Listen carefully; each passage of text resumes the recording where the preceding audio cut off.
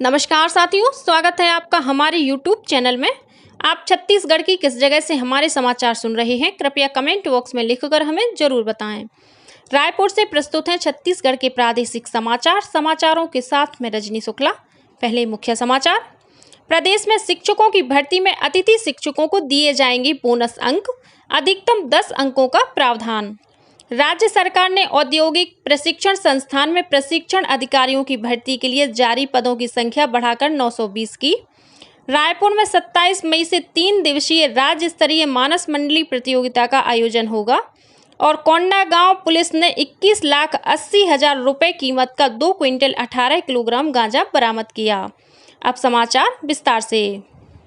प्रदेश में शिक्षकों की भर्ती में अतिथि शिक्षकों को बोनस अंक दिए जाएंगे। इस संबंध में लोक शिक्षण संचालनालय ने सभी जिला शिक्षा अधिकारियों को अतिथि शिक्षकों को प्रमाण पत्र जारी करने के निर्देश जारी किए हैं। गौरतलब है कि राज्य में शिक्षकों की 12,489 पदों पर भर्ती की प्रक्रिया जारी है।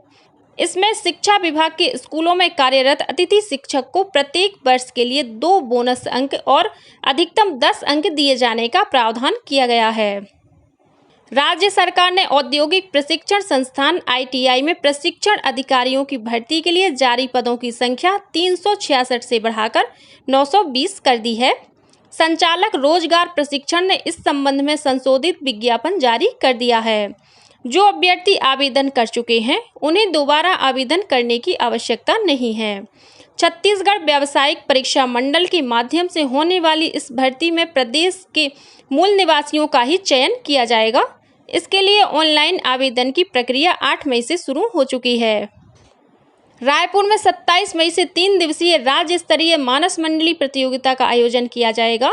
इस प्रतियोगिता में प्रत्येक जिले से प्रथम स्थान प्राप्त करने वाली मानस मंडलियां शामिल होंगी। इस संबंध में प्रदेश के संस्कृति मंत्री अमरजीत भगत ने कल अपने निवास स्थित कार्यालय में विभागीय योजनाओं और कार्यक्रमों की समीक्षा की। इस मौके पर श्री भगत ने कहा कि रायपुर में मानस मंडलियों की राज्य स्तरीय प्रतियोगिता के आयोजन के लिए सभी आवश्यक तैयारियां पूरी कर ली जाएं।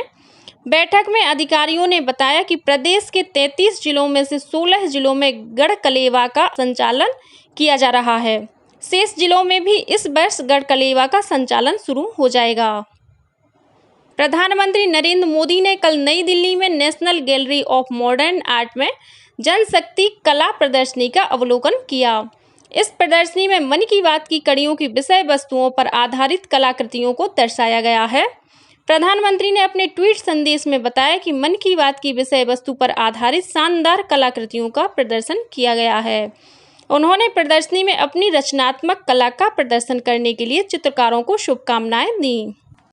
मुख्यमंत्री भूपेश बघेल कल राजधानी रायपुर के प्रजापिता ब्रह्म कुमारी ईश्वरीय विश्वविद्यालय में आयोजित नशा मुक्त छत्तीसगढ़ अभियान के शुभारंभ समारोह में शामिल हुए। इस अवसर पर मुख्यमंत्री ने कहा कि यह अभियान नशा मुक्ति समाज के निर्माण की दिशा में एक सराहनीय पहल है। उन्होंने कहा कि नशा सामाजिक बुराई है जो शारीरिक और मानसिक रूप से हम सबके लिए नुकसानदेह है। यह व्यक्ति, परिवार और समाज सभी पर दुष्प्रभाव डालता है। मुख्यमंत्री ने कहा कि नशा मुक्ति के लिए सामाजिक एकजुटता से जागरूकता अभियान चलाना एक अच्छा विकल्प है। श्री बघेल ने लोगों से नशे से दूर रहने का आह्वान किया। साथ ही समारोह में उपस्थित सभी लोगों ने नशा मुक्त छत्तीसगढ़ बनाने का संकल्प भी लिया। इस मौके पर मुख्यमंत्री ने प्रदेश के सभी जिलों के लिए नशा मुक्त अभियान यात्रियों के झंडा कलश यात्रा का शुभारंभ किया। छत्तीसगढ़ व्यावसायिक परीक्षा मंडल ने चालू शैक्षणिक सत्र में pre BEd, pre DLEd, BSc nursing, MSc nursing और पोस्ट बेसिक नर्सिंग में प्रवेश परीक्षा के लिए कार्यक्रम निर्धारित कर दिया है। मिली जानकारी के अनुसार इन सभी पाठ्यक्रमों में प्रवेश के लिए ऑनलाइन आवेदन की प्रक्रिया 13 मई से शुरू हो गई है, जो 28 मई तक चलेगी। त्रुटि सुधार के लिए 29 से 31 मई तक का समय दिया गया है। प्री BEd, प्री DLEd के लिए परीक्षा 17 जून को और BSc नर्सिंग, MSc नर्सिंग तथा पोस्ट बेसिक नर्सिंग के लिए परीक्षा 24 जून को आयोजित की जाएगी। गौरतलब है कि लिखित परीक्षा के लिए छत्तीसगढ़ राज्य के स्थानीय निवासियों से किसी भी प्रकार का परीक्षा शुल्क नहीं लिया जाएगा। भूटान में 9 से 12 मई तक आयोजित विश्व मलखंभ प्रतियोगिता में भारतीय दल ने टीम चैंपियनशिप का स्वर्ण पदक प्राप्त किया है। इस टीम में नारायणपुर जिले के भी 3 खिलाड़ी शामिल थे। इन खिलाड़ियों ने स्वर्ण पदक जीतकर प्रदेश को गौरवान्वित किया है। वहीं बस्तर अंचल का नाम भी विश्व पटल पर रोशन किया है। अबूझमाड़ के रहने वाले संतोष सौरी, जयंती कचलम और संताय पोटाई ने अंतर्राष्ट्रीय स्तर पर अपने कौशल और हुनर का प्रदर्शन कर प्रदेशवासियों का दिल जीत लिया। उनके इस प्रदर्शन से देश और प्रदेश का मान भी बढ़ा है। इस प्रतियोगिता में अमेरिका, जापान, जर्मनी सहित 30 से अधिक देशों के करीब 200 खिलाड़ियों ने भाग लिया।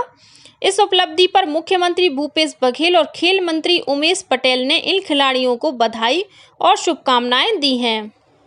वहीं दुर्ग में कल से राज्य स्तरीय ओपन रैपिड शतरंज स्पर्धा का शुभारंभ हुआ। इस स्पर्धा में प्रदेश के लगभग 200 खिलाड़ी भाग ले रहे हैं। स्पर्धा में कुल 26,000 रुपये नगद के 15 पुरस्कार दिए जाएंगे।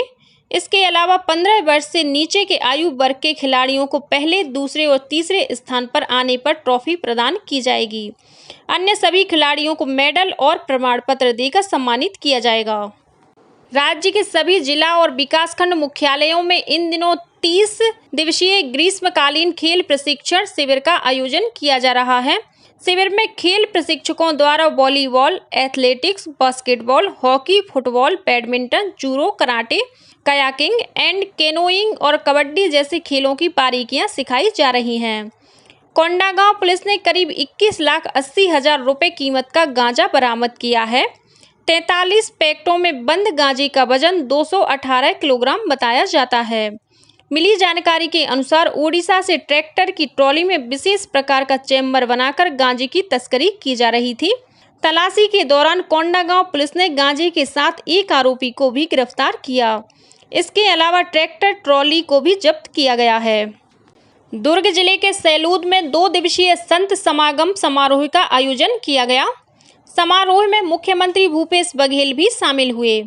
इस अवसर पर उन्होंने कहा कि संत समाज के मार्गदर्शक होते हैं।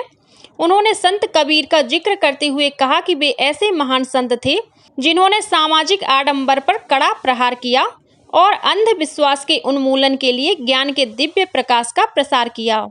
श्री बघेल ने बताया कि राज्य सरकार भी संतों के बताए मार्ग पर चलकर शिक्षा, स्वास्थ्य और संस्कृति को बेहतर कर प्रदेश का विकास कर रही है।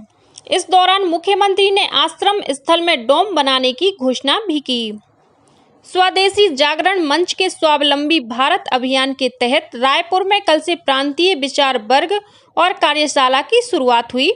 उद्घाटन सत्र में स्वदेशी जागरण मंच के अखिल भारतीय सह संयोजक अजय पत्की ने कहा कि स्वदेशी, स्वरोजगार और स्वावलंबन से देश में आर्थिक प्रगति का रास्ता तय होगा। वहीं मुख्य अतिथि राष्ट्रीय खादी और ग्रामोद्योग आयोग के निदेशक राजेश कुमार मीणा ने कहा कि स्वदेशी की धारणा वास्तव में देश के ग्रामीण और लघु उद्योग को संबल प्रदान करने के उद्देश्य से की गई है। 2 दिवसीय इस कार्यशाला का कल समापन हुआ। प्रदेश के 11 जिला उपभोक्ता आयोगों में आयोजित लोक अदालत में सुलह के माध्यम से 136 प्रकरणों का निराकरण किया गया। इनमें 3,77,00,000 रुपए से अधिक का राजीनामा किया गया।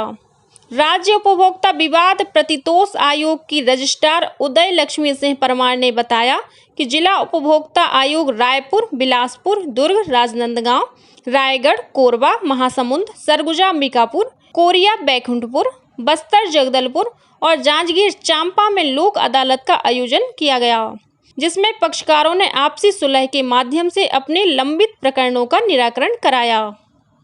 सूरजपुर जिले की प्रतापपुर पुलिस ने IPL क्रिकेट मैच के दौरान खिलाए जा रहे सट्टे के अवैध कारोबार का खुलासा किया है। पुलिस ने इस मामले में 5 आरोपियों को गिरफ्तार कर उनके पास से 25 नंग मोबाइल, 3 नंग लैपटॉप और 2 मोटरसाइकिल जब्त की है। पुलिस ने बताया कि आरोपियों के पास से 38 खातों में 2 करोड़ रुपए से अधिक की राशि का लेन देन मिला है। और अब पेश है मौसम का हाल। उत्तर पूर्व से आने वाली गर्म हवाओं के कारण राज्य में इन दिनों भीषण गर्मी पड़ रही है। सुबह से लेकर शाम तक तेज धूप और झुलसाने वाली गर्म हवाएं चलने से दोपहर के वक्त सड़कों पर सन्नाटा पसरा रहता है। मौसम विभाग के अनुसार आने वाले 2-3 दिनों तक अधिकतम तापमान के बढ़ने की संभावना है और फिलहाल गर्मी से राहत के आसार नहीं हैं। और अब कुछ अन्य खबरें संक्षेप में। देश की एकता और अखंडता में पत्रकारिता की भूमिका विषय पर कल रायपुर के नयापारा में देवर्षि नारद जयंती समारोह का आयोजन किया गया। समारोह में वरिष्ठ पत्रकार प्रवीण पाठक को पत्रकारिता में उनके योगदान के लिए देवर्षि नारद सम्मान प्रदान किया गया। छत्तीसगढ़ माध्यमिक शिक्षा मंडल द्वारा आयोजित DP-8 के प्रथम वर्ष के 51 और द्वितीय वर्ष के 54 परीक्षार्थियों के परिणाम घोषित कर दिए गए हैं।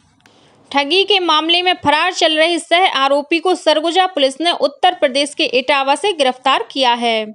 आरोपी के पास से 13 नंग ATM कार्ड और 4 मोबाइल फोन बरामद किए गए हैं। और राजनांदगांव जिले की कोतवाली पुलिस ने दोपहिया चोर गिरोह के 5 सदस्यों को गिरफ्तार किया है। इनके पास से 24 मोटरसाइकिलें बरामद की गई हैं। इसी के साथ छत्तीसगढ़ के समाचारों का ये बुलेटिन समाप्त हुआ। नमस्कार।